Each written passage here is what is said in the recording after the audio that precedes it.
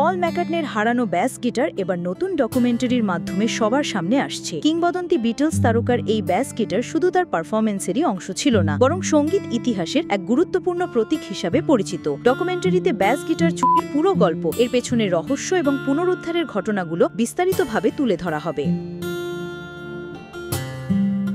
এই ব্যাস গিটারটি ম্যাকার্টনির live show এবং রেকর্ডিংয়ে দীর্ঘদিন ব্যবহৃত হয়েছিল। হঠাৎ করে এটি চুরি হওয়ার পর সঙ্গীত প্রেমীরা তার খোঁজে নানা জল্পনা ও অনুমান করেছিল। বহু বছর ধরে ফ্যানদের মধ্যে উত্তেজনা এবং কৌতূহল বজায় ছিল, যা ডকুমেন্টারিটি শেষ পর্যন্ত মেটানোর লক্ষ্য নিয়েছে। ডকুমেন্টারিটি শুধু চুরিকাণ্ডের ক্রমান্বয়ে নয়, বরং পলের ব্যক্তিগত অনুভূতি, প্রতিক্রিয়া এবং সঙ্গীত জীবনের প্রভাবও দেখানো হবে।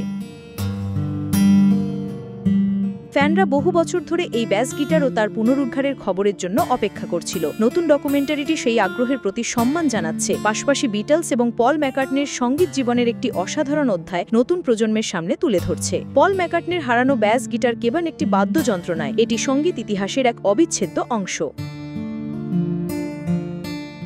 এই ডকুমেন্টারি বিশ্বজুড়ে বিটলস ভক্ত এবং সঙ্গীত প্রেমীদের জন্য উৎসাহ এবং আকর্ষণের কেন্দ্রবিন্দুতে পরিণত হবে, যারা দীর্ঘদিন ধরে ম্যাকার্টনির ব্যাস গিটার এবং তার চুরির কাহিনীর খোঁজে ছিল।